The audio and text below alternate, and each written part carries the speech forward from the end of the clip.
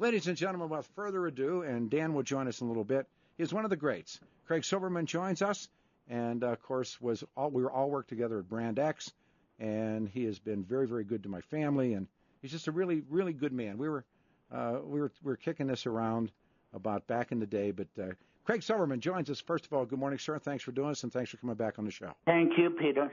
All right. So, by the way, just to pour salt into the wound, the Morning Denver Post piece written by John Ingold, for the life of me, why did they go and get quotes from Michael Tracy? I saw that. It was sort of ridiculous, especially his quote, "I have no idea what this means." I mean, there's a good quote for you. I've been bringing it up. Michael Tracy, of course, was the guy who created John Mark Carr, Mary Lacey, who publicly clears the Ramseys. And there's a piece this morning by John Ingold in the Denver Post. And I say again to Greg Moore and to Dean Singleton, and how, you wonder why your newspaper is showing, as the economists say, diminishing returns. So John Ingold gets the assignment, and I don't know if he worked the Ramsey story or not back in the day, but there's 1,000 people. I mean, from Julie Hayden to Carol McKinley to you to Danny. I mean, I got on a list of people that would be reputable to make a comment about the Ramseys. Not once but twice he turns to Michael Tracy, who groomed John Mark Carr like a sex offender, who worked hand in glove with Mary Lacey. Remember, they flew over to Bangkok and brought him back, and he was drinking champagne and eating caviar in the airplane, and he was over getting boobs put in Bangkok. Women's breasts were being implanted. He'd never even been in Colorado, but he was groomed by this man who rivals Ward Churchill on so many levels at the campus level. He's a grifter. He's a con man. He's a jitterbug. And why would Ingold call him? He's a CU professor. Why? The conduct of the media has been remarkable throughout the history of this case. It was on your show when I coined the phrase Ramsey Mountain News. Yeah, and there were people from the Post and the Rocky Mountain News who were kind of sucking up to the source. And the source might have been Alex Hunter, might have been the Ramseys or Team Ramsey. So people kind of chose sides on this. And in fairness, Michael Tracy has been part of this story for a long time. Oh, I mean, from the day that he came down to, we were on Lawrence Street, and he came in with a film crew. He was making one of these twisted documentaries. So he came in, and he was all peaches and cream. And he said, I'd like to, and he speaks with his clipped British accent. I'd like to interview you, mate, do all this kind of stuff. I'm looking at him, and I knew who he was. And I said, I'll do you this, Michael, and this is God's truth. I said, let's go back into the studio, KHOW. Set up all your cameras, set up all your microphones, wire everybody. Let's do it live. And here's my condition. You ask me a question, which I'll answer. Then I get to ask you a question. The first person that doesn't answer the question loses. Care to play? He walked out, packed up. Right, but when you think about it, you two guys represent polar opposite sides of the case. Michael Tracy has always been on Team Ramsey, and you've been the opposite of that. But I would never, if he'd have put it the other way, that he'd do it live with me, I'd have jumped on it. Absolutely. Sure. It's like I would love to interview Hal Haddon. He hung up on me on the phone. I would love to interview any of these guys. Tracy wanted nothing to do with it. But the big news of the day is that the Boulder grand jury was on Peter Boyle's side of the case. And I have to believe, through a lot of thinking about this case, and I've reviewed it, that Boulder grand jury was not sequestered. I bet a lot of them were listening to you as they drove to court every day. We were told that. I mean, and I never knew it. But, look, anybody with room temperature IQ and above could put this case together. I mean, plenty of times when I spoke with, as you know, the Boulder PD turned back then Chief of Police Dave Michaud's murder team. I knew men on that murder team. I met. Right. Remember who was heading up the Boulder Police? Tom Kobe, one of the most bizarre arrogant chiefs of police. Right, but you remember who took over for him? Commander Mark Beckner, who is still the Boulder Police Chief. Good man. Who, in the pleadings of Stan Garnett with relation to what's happening today, it was clear Mark Beckner does not oppose the release of this indictment. No. I think he wants to turn up the heat on John Ramsey. So do I. And I like Beckner. I think he's a good man and a good chief. And if you read those docs, and they're up on our website, 710knews.com, they're not opposed to it. And by the way, they don't have any other suspects, regardless of what that imbecile Mary Lacey tried to say. And they'll tell you clear out there. I read it as we got nobody else. We know who did it. Well, if you think about it, Peter, and God knows you have, if you can eliminate the concept of an intruder, I mean, how did the guy get in the house? Maybe there was an open window, but there was that cobweb, the spider web. And so if Mark Beckner concluded, hey, there's no way this was an intruder, then that leaves 3 other people in the house. And we know Burke could not have fashioned that garage or written the ransom note. And it seems to me that was the conclusion of the Boulder grand jury. Now, we'll see. It's going to be what? There's 9 pages on John, 9 pages on Patsy, right? Right, but we're not sure that all of those are going to be released. It could be that Judge Lowenbach is just going to release the form signed by the foreperson. I've seen John Ramsey has begun his all of his becoming a victim again, which is despicable in itself. But he's got a mouthpiece out there, and I remember Linwood. Linwood was going to sue everybody. Kaplis and I were talking about it. Linwood has gone to ground. There is no, I don't know if Linwood is involved in this anymore, but Lynn used to make threats, about suing me, I don't know if he ever threatened to sue you. We all got those calls, and he was good at it, and he successfully sued some people. But you know who he can't sue? He cannot sue the Boulder grand jury. No. Well, the people that he sued were the people who were foolish enough to condemn Burke Ramsey or things like that. And that poor kid, I mean, I feel sorry for him. He's like OJ's kids or something, you just feel bad for him. But that's where he pulled that off. He was able to get those people. But, to anyone who knew the story, who really worked the story, I was talking to somebody about it last night, and they said, do you know what happened? I said, no, but I believe I could, with about 97% certainty, tell you exactly what happened. Right, and the issue is that proof beyond a reasonable doubt. Now, Alex Hunter, you and I have been talking about him since the crime occurred. And Alex Hunter had a reputation for plea bargaining. Oh, yeah. He's a liberal Democrat, as you might expect, up in Boulder. The Ramseys hired some lawyers who I'm sure had the ear of Alex Hunter. But why let the grand jury vote if you're not going to do anything about it? Well, and why not call John and Patsy Ramsey if it's an investigative grand jury? Yeah. Why not put them under oath and have the grand jury ask them questions? Yeah. Yesterday we were talking about this wonderful book called Marilyn, about Marilyn Monroe. And this woman's fascinating, great historian. And she actually gets to meet Phyllis McGuire, had dinner with Phyllis McGuire. As you know, Phyllis McGuire gets pulled before a grand jury, and of all places, in Chicago, Cook County, where she has to appear. And it's about Sam Giancana, Mooney's Sam Giancana. And she has to go. And you have to raise your right hand and swear to tell the truth under penalty of perjury. Yeah, sure. And the same thing, of course, that they've done, the grand jury has been used many, many times. And, of course, Sam Giancana goes before the grand jury. And if you cop in front of the grand jury, they can, and they were after him, and they put Sam in jail, and then Sam gets deported. But that's the beauty of a grand jury. Exactly. I mean, these grand jurors got to hear all the testimony. They got to think about these things. We know the prosecutors were not, just loading up a case against the Ramseys. I'm sure they presented all sides. And for fellow Boulderites to make that kind of accusation that the parents of Jean-Benet Ramsey are responsible for her death, that's really something. Of course, I don't think they could figure out who finally twisted the garrote, or that person would have been charged with first-degree murder. They charged child abuse resulting in death. And as you all know, Peter, that has a 3-year statute of limitations.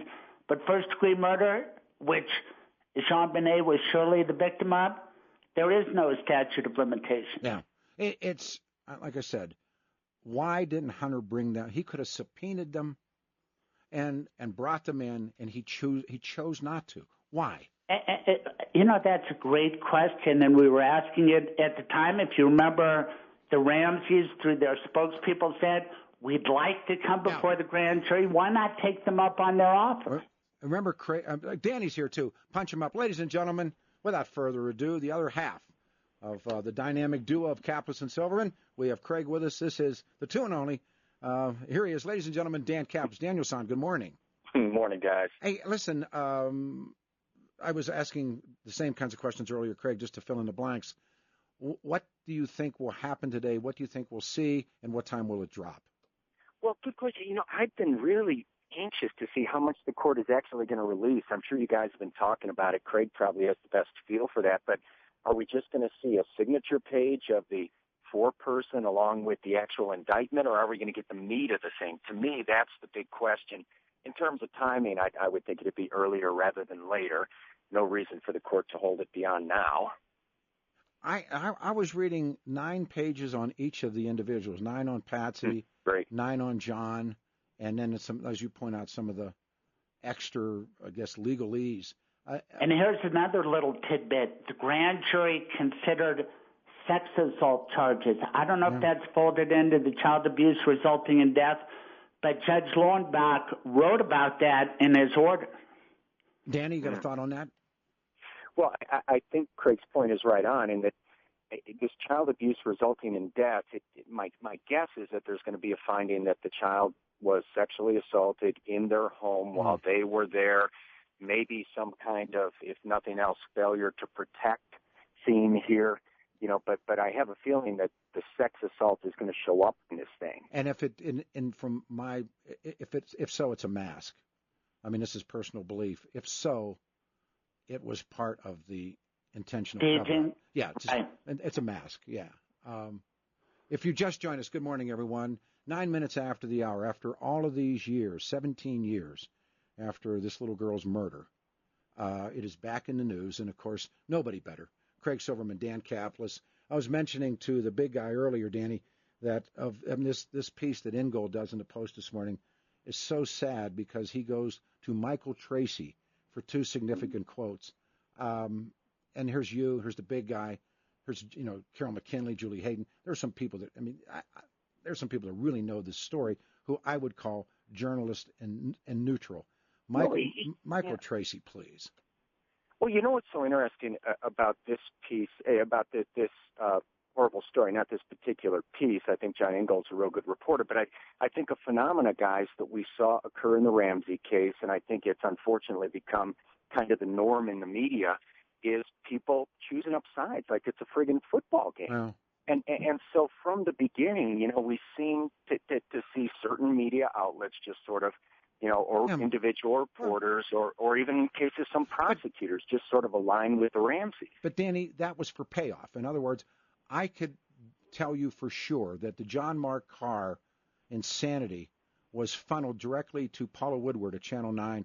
They broke the story. I remember you guys calling me at home that day, and that was Tracy's grooming of John Mark Carr. He had been toying with him on the internet like a child molester, and how it linked into Mary Lacey, who was total suck up at 9, and they linked all of that, and also to a degree the Ramsey Mountain News, and that's when the cartooning began. Mike Keefe began cartooning against me that the real killer was now found.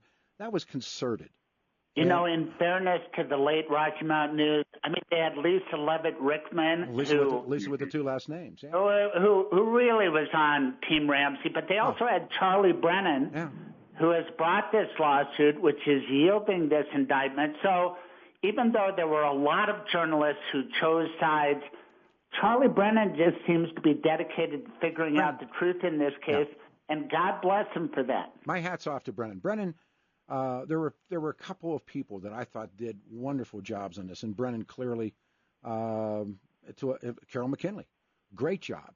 Mm-hmm. But it certainly wasn't Michael Tracy, who says to the Morning Denver Post, and I don't know, Ingold aside, Michael Tracy has the chutzpah to say, asking Tracy if he is stumped by Friday's disclosure, and this person says, I have no idea what this means. You have what? No idea what this means? It means that all the crap you've been putting out there, Michael, is jive. That's what it means. So, all right, Danny, I'll ask you the Michael Tracy question. What does this disclosure today mean? Oh, I think it confirms what the vast majority of the public has believed from the beginning, which is that, Patsy Ramsey was somehow involved in this crime. So that's why I don't think it's necessarily going to be this blockbuster, earth-shaking revelation, because I think most people assumed it to begin with, rightly or wrongly. I think don't you guys think that's just been kind of the popular assumption from the beginning? Big man? Sure. I mean, Jay Leno used to joke about it, but Patsy is deceased. Nothing can happen to her now. Right. John Ramsey. I mean, once you guys agreed that JonBenet was the victim of first-degree murder? Yes. And to have a Boulder grand jury say, you, John Ramsey, are responsible, that's just a step below saying, look out, first-degree murder. Now, there's a new DA in town, Stan Garnett, and I was at that hearing where his chief deputy, Sean Finn, stood up and say, you know what, Your Honor, there are very few people in this office who were even around during JonBenet. Mm-hmm. These decisions were made by my boss's predecessor's predecessor. Mm-hmm. Dan and I had Stan Garnett on our show in 2010, and we said, what about this exoneration by Mary Lacy? And he said, it's meaningless to me. Absolutely. I mean, I'm the Boulder DA. I will decide based on the evidence. No, this was the same woman who exonerates them, who holds a press conference on the, quote, capture of John Mark Carr, who they flew back first class, eating caviar, drinking champagne. Danny, if you remember, he was in Bangkok having breasts. He was getting women's breasts implanted. Yeah, no, she was just, Mary, in my humble opinion, was just wild. She just turned into kind of a wild DA who would just say stuff that could destroy people without being able to back it up in court. It was crazy. She's crazy. I'm not saying that. I'm saying she's a crazy thing. No, I'm saying it. She's crazy. The whole bunch that was involved in this. I mean, there is that moment where the bell tolls, and there is this moment where the cows do come home. And what does they say? Home is the hunter, home from the hill. This is the day that John Ramsey and Mary Lacy and the rest of those people, certainly Michael Tracy. I think Paula Woodward has to blink this morning. As you mentioned, Lisa Levitt-Reichman, they have to blink this morning and say, what were we doing when the evidence was so overwhelming the other way? Right, but there will be another camp that will say Alex Hunter and Mary Lacy, they are heroic. They almost railroaded an innocent set of grieving parents. Please. The DNA proves this, or the intruder theory proves that. I mean, doesn't it really come down to whether there was an intruder in that house or not? There was no intruder in that house. Look, I think Mark Beckner, the chief of police in Boulder, agrees with you, and so does the Boulder grand jury. Sure, of course. There was no intruder. And watching these people duck and dodge and lie and jive and throw up roadblocks and actually want to leave town. As you know, John's on the phone. They want to get out of Dodge. And Patsy answers the door in the same clothes she wore the night before. Who does that? I mean, we all have had wives. Have you ever seen them go to bed after a nice Christmas dinner and then put on the same clothes the next morning when they're packing to go to Michigan? And their makeup is on. Right. Now, if you take the pictures that the Whites had from the Christmas night, and you see what she's wearing that morning, it's the same clothes. She never goes to bed. Look, these people are who they are, and they've skated away, as Danny has said, and I'm not putting words in Dan's mouth, but they simply danced away because if this was a working class, blue-collar family, or an African-American family, a Latino family that did this, they'd all be in the joint. This was money. This was money, and power and money. An inept police department, a district attorney's office with Alex Hunter that to this day I have no understanding of how or what they did. Tom Kobe, one of the more ridiculous chiefs of police perhaps in American history, standing there waving the Constitution at a gathering of media people. I was up there. Danny, I think you guys were in the room as well. That was crazy, yeah. And guys, don't you think at the end of the day, the only reason this really caught the attention of the public was because the belief was out there that you had a rich parent or rich parents getting away with murder, and you had a pretty young white girl. The video, Danny, the video. Sure. I mean, which ties into that bigger point, that bigger theme. But this just goes back to, don't you think the key to where this story goes from here, obviously, is going to be in the meat of what's released today? Because the public, I think, already has this assumption that it was an inside job. And then what kind of new details are we going to get? Well, I said this, you and I have had these, but I got to tell you something. These two men and myself had conversations going on for hours about this case. And I say that these two guys, they forgot more about this story than certainly John Ingold, but certainly, again, full circle. But I believe this, and you and I talked about it. There seemed to be an unlimited supply, which leads into your theory, Danny. And I was thinking about you last night. An unlimited supply of JonBenet performing. And who kept feeding, like, after you saw this one tape, and then she was in the Christmas parade, and then there she is in her classroom, and there she is as the cowgirl. Who kept feeding all of this tape out there, all these videos, home videos? They weren't professional videos. They were, I personally believe they were patsies of her daughter. Maybe they were crazy Aunt Pam's. I don't know. But it seemed like every day throughout all of January and February, there was another performing JonBenet video. Where did that stuff come from? Yeah, and my recollection, it's been a while, is that Patsy had also paid big money to buy a magazine cover for JonBenet. Yeah. There's no question that she wanted to be, in my opinion anyway, famous through her daughter. And so for the folks who scoff at my theory, and I'm not sure it's correct, but it's worth a lot of serious thought. For those who scoff at my theory that this was a pre-planned fake kidnapping to make JonBenet, and through JonBenet, Patsy Ramsey world famous as they successfully engineered her safe return, just rent the movie Ransom this week. Watch the movie Ransom. It came out a few months before this happened. Compare some of the stuff in Ransom to the ransom note in the Ramsey case. I think it's worth serious thought. I don't know if anything will be released today, guys, in the indictment that either undermines my theory or supports it, but we'll find out. All right. Final ones from Craig, and then I want you guys, if you want to, I know that you have incredible schedules. I'd love to have you in studio Monday when we get a chance to see all this. Craig, your final thoughts today, about today. Well, I think a lot of people will focus on John Ramsey. As a legal analyst, I've been focused on Alex Hunter from the get-go. And to me, the story really became big because of a guy named Peter Boyles, who, you got on it before anybody did. You kept talking about it. You had me on because I was just recently out of my job at the Denver DA's office. And Alex Hunter, according to Judge Lowenbach and according to Tom Kelly, Steve Zansberg, Mimi Wesson, arguing on behalf of Charlie Brennan, he violated the law by suppressing that grand jury indictment. He had a right to not sign it. He had a right to not prosecute the case. But he actively misled us into thinking either the grand jury exonerated the Ramseys or never even got to vote. We didn't know that this grand jury indicted, and it was kept secret for so many years. And thanks to Charlie Brennan, it's finally coming out. God bless Charlie. I mean, he just did a great job. And I remember, we've talked about this, Lawrence Schiller, who was, who I think, in many ways burned Charlie Brennan, but in that book, Perfect Murder, Perfect Town. And I remember walking into the Boulder so-called Justice Center and going down the hall, and here comes Schiller, who was low to the ground. And remember they said he was just overweight for his height. And he was an interesting character. And he's coming the other way.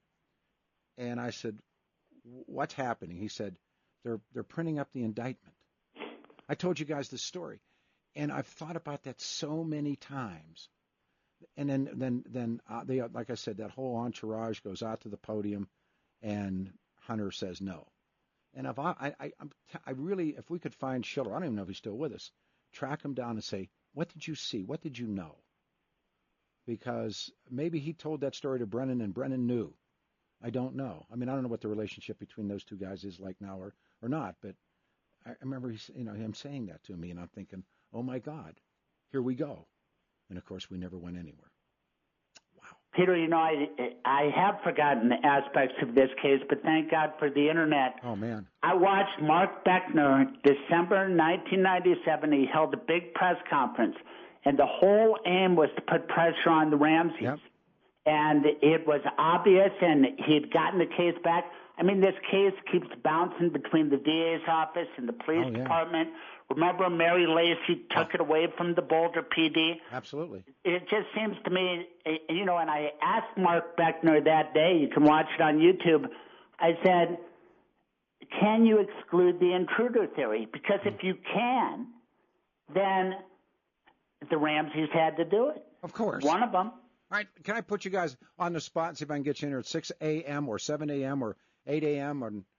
Why not 4 a.m., Peter? Holy cow. I mean, I'm already awake. Some of us like to sleep. You guys want to do 4? I can do 4.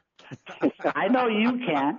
No, can I get you guys to come in or at least be with us, because everybody's going to have an opinion on this by tomorrow, and there's nobody. Sure. All right, big man, can I get you in the studio?